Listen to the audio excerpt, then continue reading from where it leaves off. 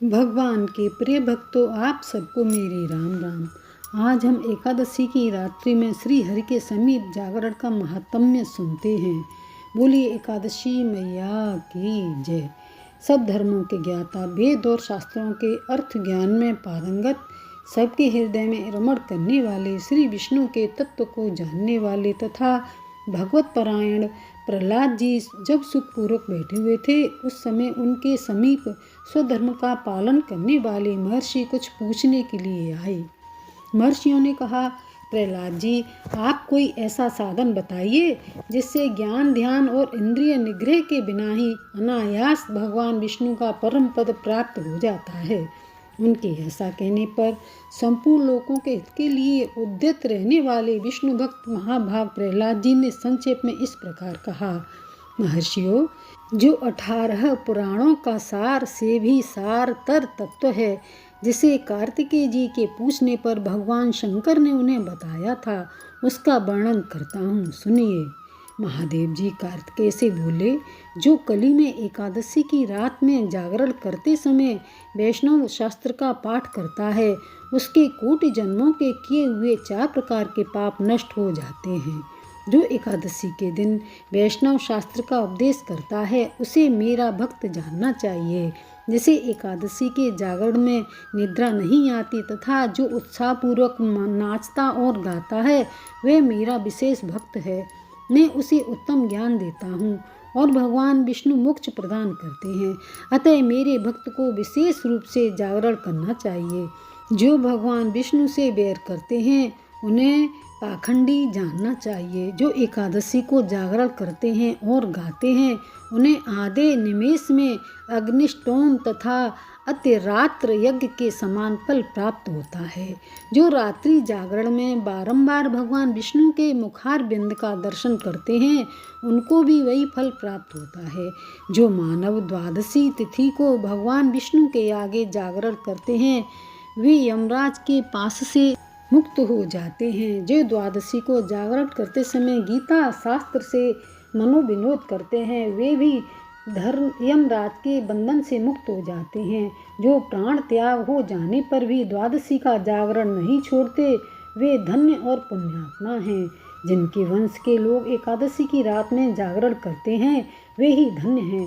जिन्होंने एकादशी को जागरण किया है, उन्होंने यज्ञ, दान, गया श्राद्ध और नित्य प्रयाग स्नान कर लिया।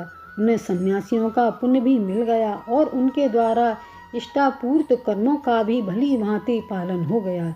सड़ानन, भगवान विष्णु के भक्त जागरण सहित एकादशी व्रत करते हैं, इसलिए वे मुझे सदा ही विशेष प्रिय हैं। जिसने वर्धिनी एकादशी की रात में जागरण किया है, उसने पुनः प्राप्त होने वाले शरीर को स्वयं ही भस्म कर दिया। जिसने त्रिस्पर्शा एकादशी को रात में जागरण किया है, वे भगवान विष्णु के स्वरूप में लीन हो जाता है।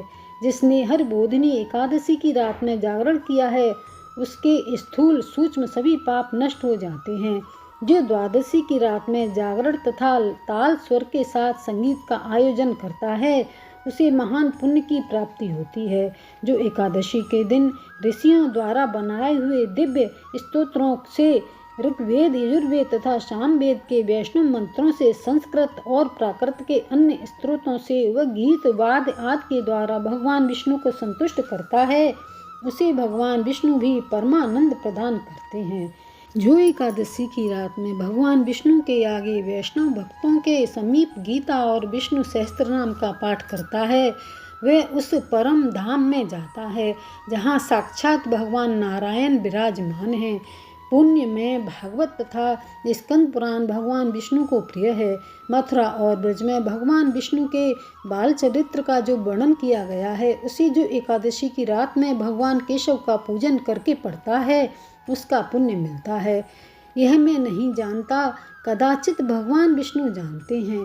बेटा भगवान के समीप गीत, नृत्य तथा स्तोत्र पाठ आदि से जो फल होता है, वही कल में श्री हरि के समीप जागरण करते समय विष्णु सहस्त्र नाम, गीता तथा श्रीमद् भागवत का पाठ करने से सहस्त्र गुना होकर मिलता है। जो श्री हरि के समीप जागरण करते समय रात में दीपक जलाता है, उसका पुण्य 100 कल्पों में भी नष्ट नहीं होता। जो जागरण काल में मंजरी सहित तुलसी दल से भक्तिपूर्वक श्रीहरि का पूजन करता है उसका पुनः इस संसार में जन्म नहीं होता। स्नान, चंदन, लेप, धूप, दीप, नैवेद्य और तांबूल ये सब जागरण काल में भगवान को समर्पित किया जाए तो उससे अच्छे पुण्य होता है। कार्तिकेय, जो भक्त मेरा ध्यान करना चाहता है वे एकादशी की रात्रि में श्री हरि के समीप भक्तिपूर्वक जागरण करे। एकादशी के दिन जो लोग जागरण करते हैं उनके शरीर में इंद्र आदि देवता आकर स्थित होते हैं। जो जागरण काल में महाभारत का पाठ करते हैं वे उस परम धाम में जाते हैं जहाँ सन्यासी महात्मा जाया करते हैं। जो उस समय श्री रामचंद्र जी का चरित्र 10 कंठ पद्य पढ़ते हैं वे योग वेत्ताओं की गति को प्राप्त होते हैं। जिन्होंने श्रीहरि के समीप जागरण किया है उन्होंने चारों वेदों का स्वाध्याय, देवता का पूजन, यज्ञों का अनुष्ठान तथा सब तीर्थों में स्नान कर लिया। श्री कृष्ण से बढ़कर कोई देवता नहीं है और एकादशी व्रत के समान दूसरा कोई व्रत नहीं है। जहाँ भागवत शास्त्र है, भगवान विष्णु के लिए जहाँ जागरण किया जाता है और जहाँ सालग्राम शिला स्थित होती है वहाँ भगवान साक्षात विष्णु उपस्थित होते हैं। बोलिए विष्णु भगवान की जय। एकादशी व्रत की विधि। दशमी की रात्रि को पूर्ण ब्रह्मचर्य का पालन करे तथा भोग विलास से भी दूर रहे। प्रातःकाल एकादशी को लकड़ी का दातुन तथा पेस्ट का उपयोग न करे। नींबू, जामुन या आम के पत्ते लेकर चबा ले और उंगली से कंठ शुद्ध कर ले। वृक्ष से पत्ता तोड़ना भी वर्जित है, अतः स्वयं गिरे हुए पत्ते का सेवन करे। यदि यह संभव न हो तो पानी से बाहर कुल्ले कर ले, फिर स्नान आदि कर मंदिर में जाकर गीता का पाठ करे या पुरोहित आदि से श्रवण करे। प्रभु के सामने इस प्रकार प्रण करना चाहिए कि आज मैं चोर, पाखंडी और दुराचारी मनुष्य से बात नहीं करूँगा और ना ही किसी का दिल दुखाऊंगा।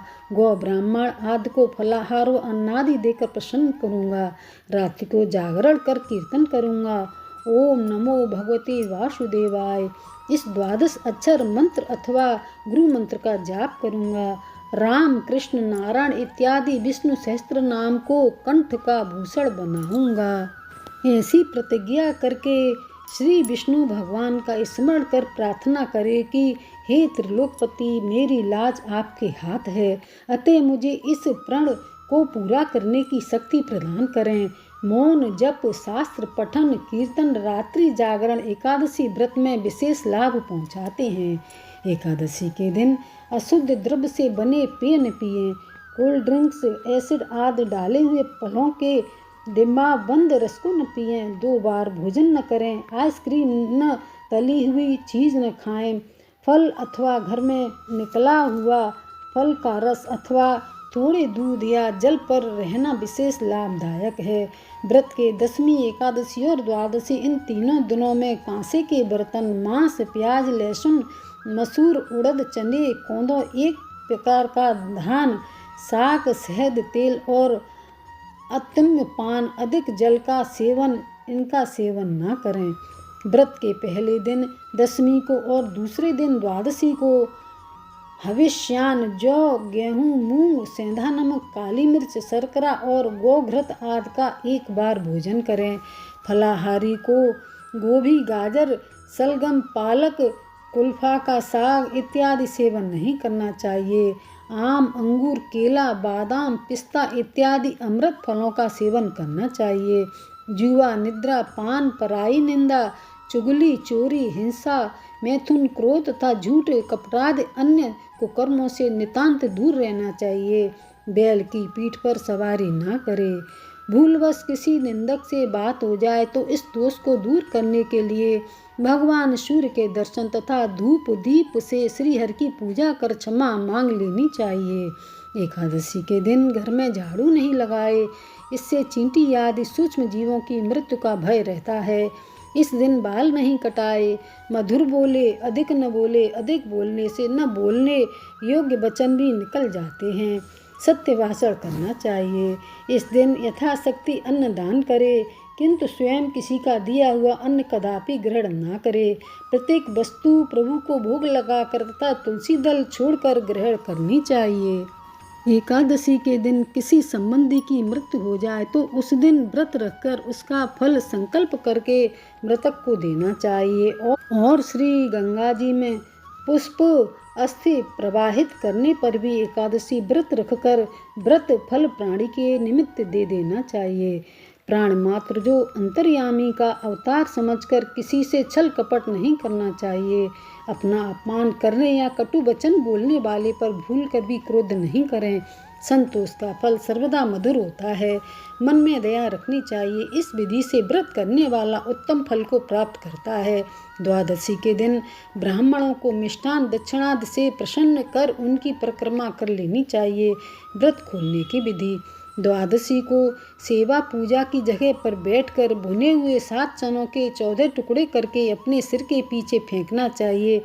मेरे 7 जन्मों के शारीरिक, वाचिक और मानसिक पाप नष्ट हुए, यह भावना करके 7 अंजलि जल पीना और चने के 7 दाने खाकर व्रत खोलना चाहिए। बोलिए काशी मैया की जय।